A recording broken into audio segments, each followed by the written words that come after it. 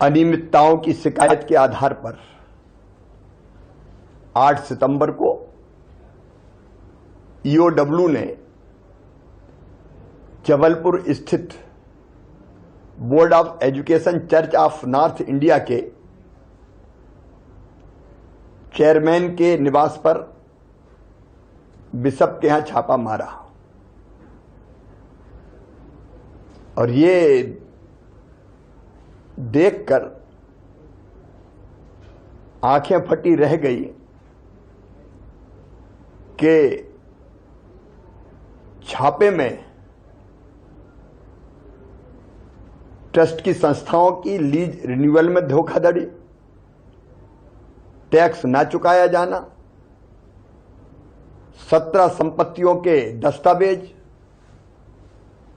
48 bank खाते, 1,65,00,000 की नगद राशि, जिसमें 18,342 US डॉलर भी शामिल है, 118 पाउंड शामिल है,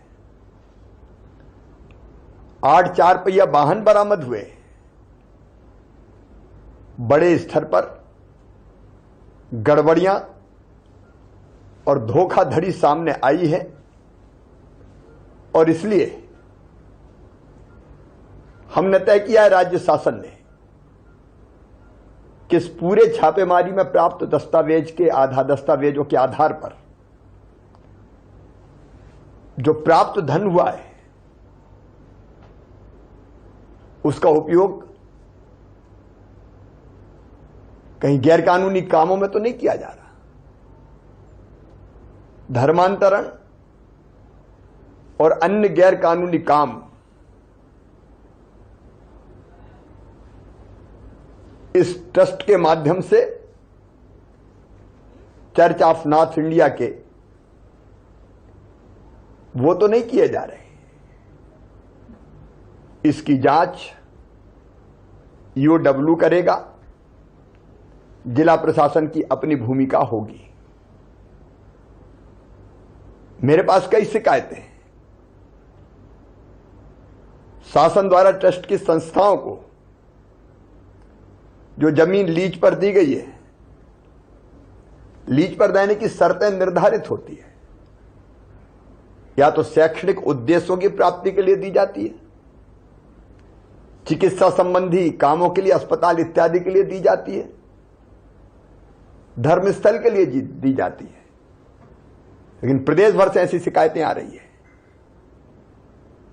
कि जिस उद्देश्य के लिए जमीन आवंटित की गई थी उसके बजाय कई स्थानों पर इसका व्यावसायिक उपयोग हो रहा है।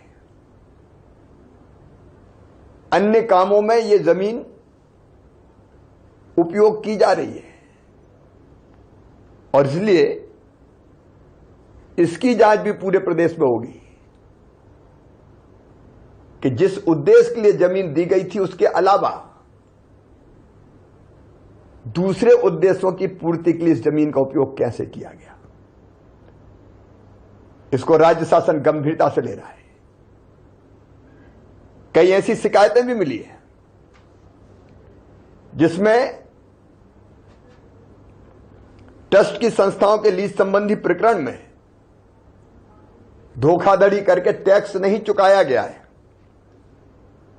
या नाम परिवर्तित कर दुरुपयोग हो रहा है या स्टाम्प ड्यूटी या लीज के नवीनीकरण में धांधली की शिकायतें आई है।